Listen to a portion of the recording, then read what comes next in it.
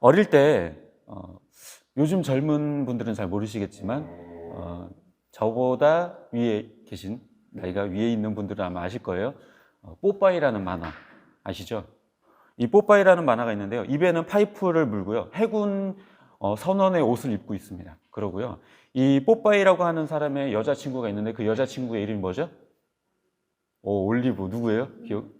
기억하시네요. 올리브. 근데 이 사람을 괴롭히는 사람이 있어요. 누구죠? 브루터스라고 하는 사람이에요. 이 브루터스라고 하는 사람이 올리브를 자꾸 납치하고 괴롭히고 이렇게 하는데 뽀빠이가 그때마다 이렇게 나타나게 돼요. 올리브가 뭐라고 외치나요? 살려줘요, 뽀빠이. 뽀빠이 살려줘요. 이렇게 얘기를 하죠. 그러면은 그때 뽀빠이가 나타나서 이제 브루터스와 싸우게 돼요. 근데 싸우다 보면 지치고 힘이 떨어지는데 그때 뭘 먹나요? 시금치를 먹게 돼요. 근데 시금치를 먹게 되면 갑자기 힘이 솟고 근육 알통이 막 커지면서 브루터스를 물리치고 승리하게 되는, 그래서 자기 여자친구를 지키게 되는 이런 내용의 만화였습니다.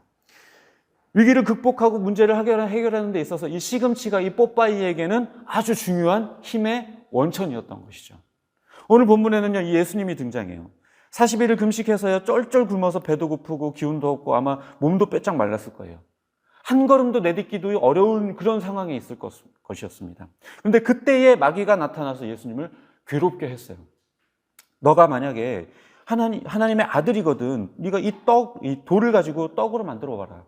이렇게 하면서 지금 배고픔을 공격해서 그 본능을 자극했습니다.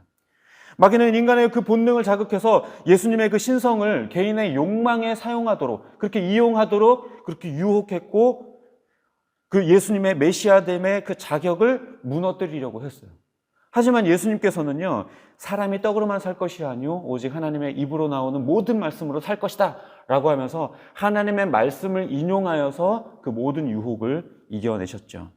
마치 시금치를 먹은 뽀빠이처럼 하나님의 말씀을 힘입어서 그 모든 유혹과 위험한 그 시험의 순간을 뿌리치게 되신 것입니다. 저도 금식을 해봤어요. 장장 제일 긴 게 한 게 일주일이었어요. 일주일. 근데요, 죽겠더라고요. 일주일인데도. 어느 때 위기가 오느냐, 이틀째하고 5일째하고 이 두 번의 위기가 와요. 그때는 정말 포기하고 싶고 그만하고 싶고 빨리 뭔가를 먹고 싶은 그런 욕심이 듭니다. 못 먹게 되니까요, 평소에는 거들떠보지도 않던 음식들, 평소에는 맛없어서 먹지도 않던 음식들도 너무 맛있어 보여요. 하다못해 누가 김치 한 조각 먹는 것도 그렇게 달콤해 보이고 너무 맛있어 보입니다. 그 먹고 싶은 욕구가 막 올라요.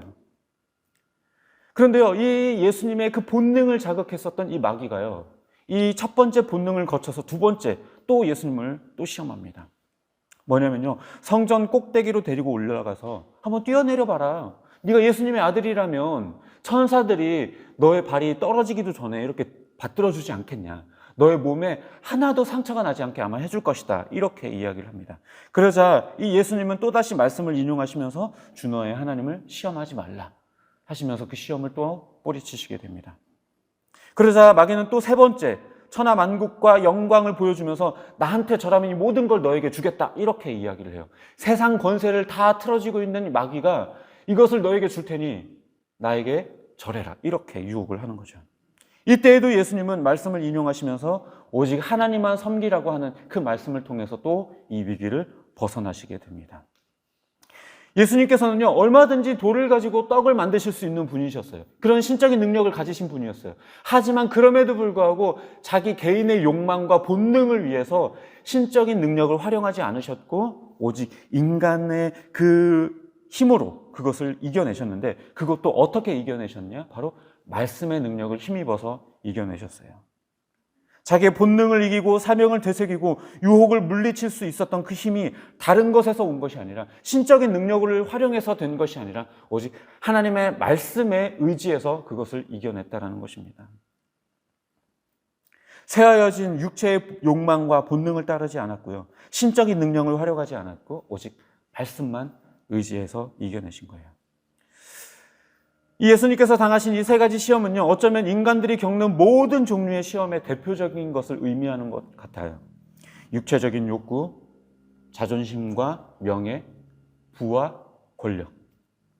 우리 삶에 존재하는 여러 종류들의 욕구들을 추려보면 아마 이 세 가지 안에 다 들어올 거예요. 우리의 육체적인 만족을 채워줄 무언가에 대한 욕망은요, 우리 가운데 늘 가득하죠. 우울함을 달래줄 뭔가 즐거움과 쾌락을 위한 유흥을 즐기기를 원하고요. 일탈을 즐기기를 원해요.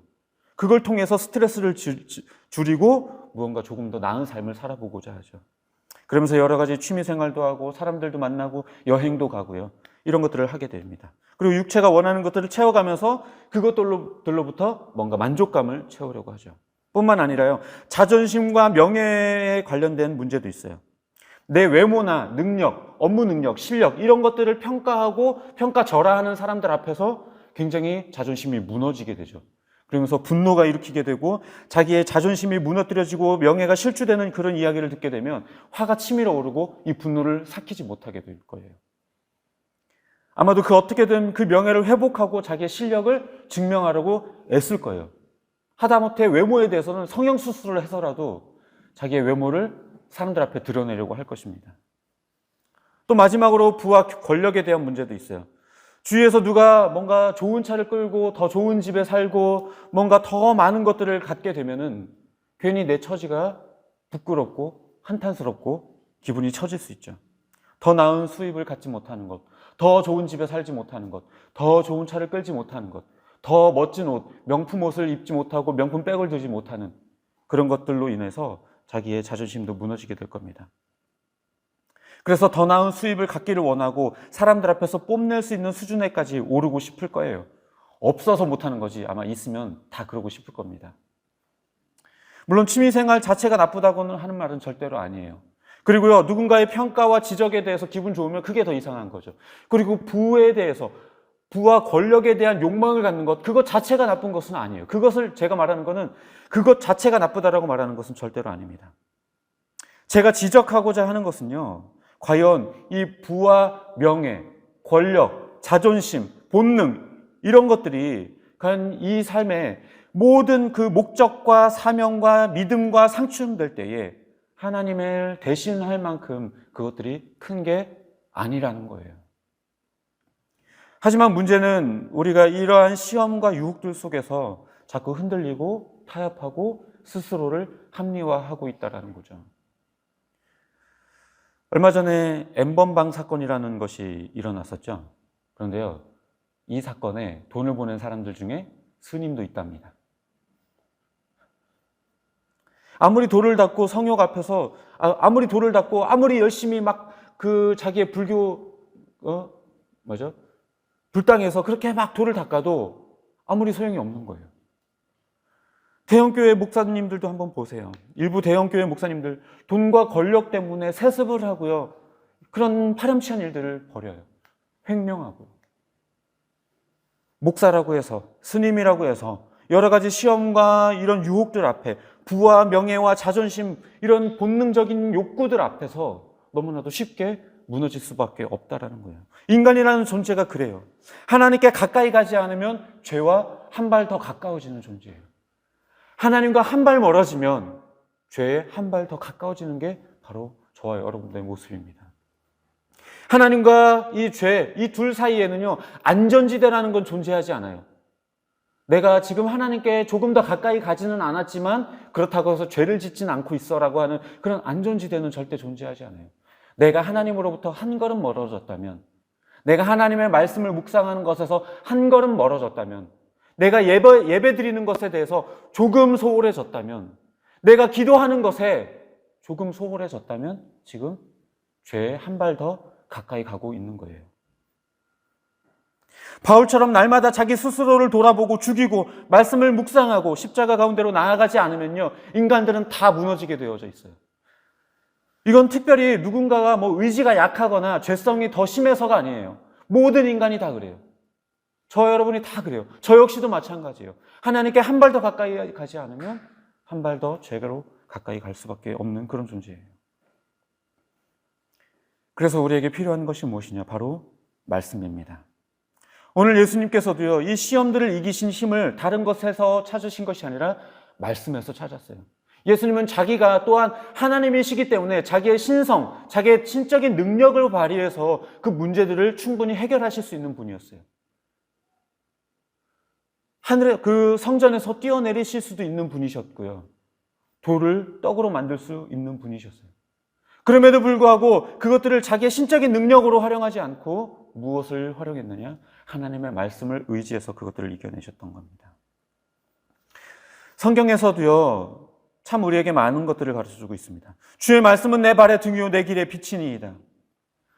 우리가 걸어가는 길에 장애물이 있는 것들을 발견하게 하는 것, 그것이 바로 말씀이라는 거예요. 우리가 가야 할 방향, 우리가 가야 할 목적지가 어디인가, 그것을 알려주는 게 말씀이라는 거예요.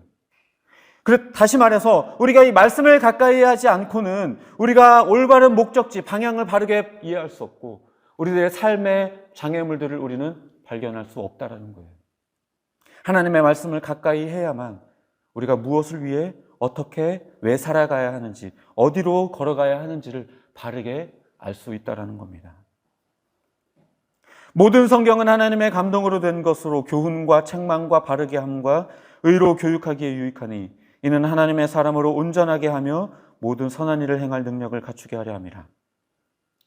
우리로 하여금 온전하게 되고 선을 행하고 하나님 앞에 바른 삶을 살 수 있는 그 능력을 갖게 하는 것, 그게 바로 말씀이라는 거예요. 우리가 말씀을 가까이 하지 않고는 바른 삶을 살 수 없다라는 거죠.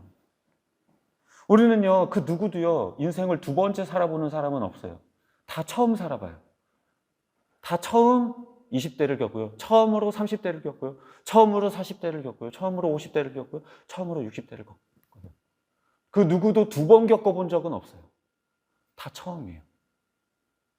다시 말하자면 우리들의 삶의 방향, 우리가 어떻게 살아가야 되는지, 어떻게 해야 바른 삶을 살고 어떻게 해야 후회하지 않는 삶을 살 수 있는지에 대해서는요, 그 누구도 미리 알 수 없어요.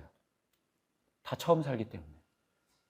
그런데 그 처음 사는 삶의 방향을 바르게 제시할 수 있고 우리가 바른 삶을 살 수 있게 도와주는 게 뭐냐? 바로 말씀이라는 거예요. 우리가 말씀을 가까이 하지 않고는 온전하고 바르게 삶을 살 가능성이 매우 희박하다라는 겁니다. 그러나 인간을 창조하신 하나님의 말씀을 따른다면 달라져요. 인간을 창조하신 하나님인데 인간에 대해서 저와 하나님 누가 더 잘 알까요? 당연히 하나님이죠. 우리는 이 땅에서 살아봐야 120 그 정도 살았을까요? 하나님의 말씀은요, 영원해요. 풀은 마르고 꽃은 시드나 우리 하나님의 말씀은 영원히 서리라. 그 말씀은 태초 이전부터 계셨고 지금까지 계셔왔고 영원토록 또한 사라지지 않아요. 그러나 우리는 잠깐이에요. 그런데 이 잠깐의 이 인생에 대해서 바르게 살 수 있도록, 온전하게 살 수 있도록 이끌어주는 게 바로 이 영원하신 하나님의 말씀입니다. 어떤 의미에서 성경은요, 인생 사용 설명서예요. 우리가 어떻게 무엇을 알면서 살아야지, 왜 살아야 되는지에 대한 답을 가르쳐 주는 게 이 말씀이에요. 바르게 살 수 있는 것, 후회하지 않고 우리가 실수하지 않고 바른 삶을 살 수 있도록 해주는 것.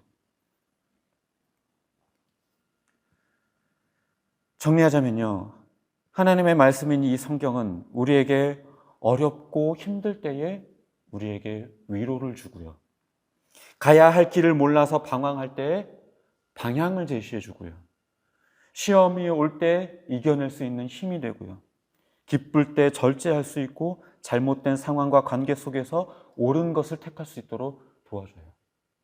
마치 힘없는 뽀빠이가 시금치를 먹을 때 힘이 솟는 것처럼 우리가 하나님의 말씀을 먹고 늘 가까이 해야 우리의 삶이 온전케 될 수 있는 것입니다.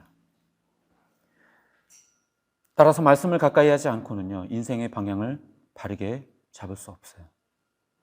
세상에서 그 어떤 위로도 얻을 수 없습니다. 여러 시험이 올 때 이겨낼 수 없어요. 전투기를 조종하는 조종사들이요, 아주 간혹 가다가 귀 속의 반고리관이 손상이 될 때가 있어요. 귀 속의 반고리관이 손상이 되면요, 평형 감각을 잃어버리게 돼요. 그럼 어떻게 되느냐? 전투기가 오른쪽으로 혹은 왼쪽으로 아니면 앞으로 아니면 위로 기울고 있는 것 같은 느낌이 들게 돼요. 그럼 어떻게 될까요? 자기의 그 느낌을 믿고 만약에 그 조종기를 조종하게 되면 어떻게 될까요? 추락하겠죠. 그러나 그때에 참고해야 될 게 뭘까요? 바로 계기판이에요. 계기판을 본다면 계기판이 지금 어느 쪽으로 기울었는지, 상승 혹은 추락하고 있는지를 정확하게 보여주고 있어요. 자기의 감각을 믿는 게 아니라 계기판을 믿고 조종을 하게 된다면 사고를 피하게 될 거예요. 그러나 자기의 감각을 믿으면 어떻게 될까요? 사고를 면할 수 없게 될 것입니다. 인간은요, 이미 아담의 죄로 인하여서 타락해서 이미 죄에 대한 감각이 손상되어져 버렸어요. 더 이상 바른 삶을 살 수 있는 사람 존재가 아니에요. 그럼 우리가 무엇을 의지해야 할까요? 나의 감각, 나의 경험, 나의 지식, 나의 삶의 패턴, 이제까지 내가 살아왔던 승리의 방식, 성공의 방식, 세상 사람들이 말하는 성공의 그 패턴, 우리가 그런 것들을 따라야 할까요? 아니면 하나님이, 영원하신 하나님이, 우리를 창조하신 하나님이 우리에게 주신 너희가 이렇게 살라라고 말씀하여 주신 이 생명의 말씀, 그것을 붙들어야 할까요? 바라기는 말씀을 늘 가까이 하고 묵상하여서 힘과 위로를 얻고 지혜와 능력을 얻어 모든 시험과 유혹을 이겨내고 좌절을 딛고 일어서는 저와 여러분이 되시기를 주님의 이름으로 축복합니다. 기도하겠습니다.